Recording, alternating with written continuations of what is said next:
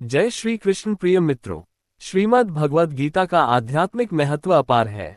ये ग्रंथ आत्मज्ञान, धर्म, कर्म और भक्ति के गूढ़ रहस्यों को समझाने वाला मार्गदर्शक है। गीता जीवन के प्रति सही दृष्टिकोण प्रदान करती है, जिसमें आत्मा की अमरता, कर्मयोग और निष्काम कर्म की महत्ता का वर्णन है।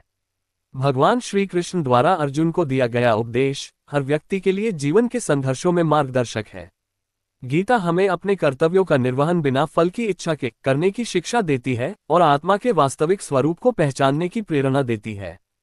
तो आज हम लोग श्री गीता के 10वें अध्याय के श्लोकों के गूढ़ रहस्यों को समझेंगे। श्री गीता के अध्याय 10 के 23 से लेकर 38 तक के श्लोकों में भगवान अपनी विभूतियों और योग शक्ति को बताते हुए कहते हैं कि मैं एकादश रुद्रों में शंकर हूँ और यक्ष तथा राक्षसों में धन का स्वामी कुबेर हूँ।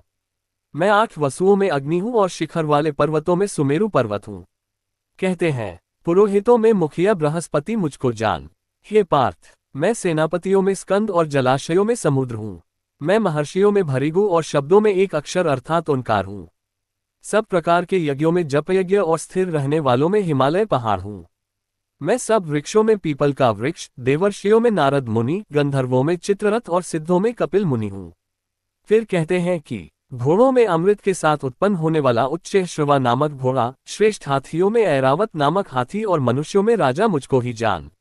मैं शस्त्रों में वज्र और गौओं में कामधेनु हूँ। शास्त्रोक्त रीति से संतान की उत्पत्ति का हेतु कामदेव हूँ और सर्पों में सर्पराज वासुकी हूँ। मैं नागों में शेषनाग और जलचरों का अधिपति वरुण देवता हूँ और पितरों में यमा नामक पितर तथा शासन करने वालों में यमराज मैं हूँ। यहाँ ध्यान देने वाला बात यह है कि नाग और सर्प ये 2 प्रकार की सर्पों की ही जाति है। मैं दैत्यों में प्रहलाद और गणना करने वालों का समय हूँ, यानी कि क्षण, घड़ी, दिन, पक्ष, मास आदि में जो समय है वह मैं हूँ तथा पशुओं में मृगराज सिंह और पक्षियों में गरुड़ हूँ। आगे कहते हैं कि मैं पवित्र करने वालों में वायु और शस्त्रधारियों में श्री राम हूँ तथा मछलियों में मगर हूँ और नदियों में श्री भागीरथी गंगा जी भी मैं ही हूँ। हे अर्जुन, सृष्टियों का आदि और अंत तथा मध्य भी मैं ही हूँ। मैं विद्याओं में अध्यात्म विद्या अर्थात ब्रह्म विद्या और परस्पर विवाद करने वालों का तत्व निर्णय के लिए किया जाने वाला वाद भी मैं हूँ। मैं अक्षरों में आकार हूँ और समासों में द्वंद्व नामक समास हूँ। अक्षय काल अर्थात काल का भी महाकाल तथा सब और मुख वाला विराट स्वरूप, सबका धारण पोषण करने वाला भी मैं ही हूँ।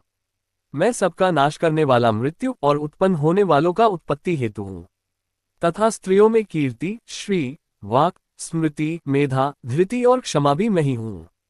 कीर्ति आदि ये 7 देवताओं की स्त्रियां और उनके स्त्रीवाचक नाम वाले गुण भी प्रसिद्ध हैं, इसलिए दोनों प्रकार से ही भगवान की विभूतियां हैं। तथा गायन करने योग्य श्रुतियों में मैं बृहत्साम और छंदों में गायत्री छंद हूँ तथा महीनों में मार्गशीर्ष और ऋतुओं में वसंत मैं हूँ। मैं छल करने वालों में जुआ और प्रभावशाली पुरुषों का प्रभाव हूँ। मैं जीतने वालों का विजय हूँ, निश्चय करने वालों का निश्चय और सात्विक पुरुषों का सात्विक भाव हूँ। वृष्णिवंशियों में वासुदेव अर्थात मैं स्वयं तेरा सखा, पांडवों में धनंजय अर्थात तू, मुनियों में वेदव्यास और कवियों में शुक्राचार्य कवि भी मैं ही हूँ। यदु वंश के अंतर्गत एक वृष्णि वंश भी था। मैं दमन करने वालों का दंड अर्थात दमन करने की शक्ति हूँ, जीतने की इच्छा वालों की नीति हूँ, गुप्त रखने योग्य भावों का रक्षक मौन हूँ और ज्ञानवानों का तत्वज्ञान मैं ही हूँ। फिर 39वें श्लोक में कहते हैं कि यच्चापि सर्वभूताना बीजम तदहम अर्जुन न तदस्ति विना यत्स्यान्मया भूतचराचरम। कहते हैं और हे अर्जुन, जो सब भूतों की उत्पत्ति का कारण है वह भी मैं ही हूँ, क्योंकि ऐसा चर और अचर कोई भी भूत नहीं है जो मुझसे रहित हो। भगवान श्री कृष्ण इन सभी श्लोकों में ये समझा रहे हैं कि वे ही इस समस्त सृष्टि के मूल कारण हैं। हर जीव जंतु, पेड़ पौधे, ग्रह नक्षत्र और समस्त सजीव निर्जीव वस्तुएं उन्हीं से उत्पन्न हुई हैं और उन्हीं पर आश्रित हैं। वे सृष्टि का आधार हैं और उनके बिना कुछ भी अस्तित्व में नहीं हो सकता। ऊपर के सभी श्लोक भगवान की सर्वव्यापकता और उनकी दिव्यता को प्रकट करते हैं और इन श्लोकों से हमें ये समझना चाहिए कि हर वस्तु में ईश्वर का अंश है और हमें समस्त सृष्टि के प्रति श्रद्धा और आदर का भाव रखना चाहिए। फिर 40वें श्लोक में कहते हैं कि नान्तोस्ति मम दिव्याना विभूतिना परंतप अष्टुद्देश्यतः प्रोक्तो विभूतेर्विस्तरो मया। कहते हैं हे परंतप, मेरी दिव्य विभूतियों का अंत नहीं है, मैंने अपनी विभूतियों का ये विस्तार तो तेरे लिए एक देश से अर्थात संक्षेप से कहा है।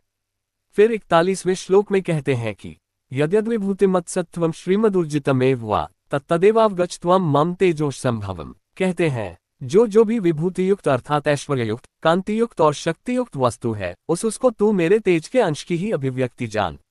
मतलब इस संसार में जहां भी कुछ विशिष्ट दिखे, वहां भगवान को प्रत्यक्ष रूप से प्रकट समझना चाहिए।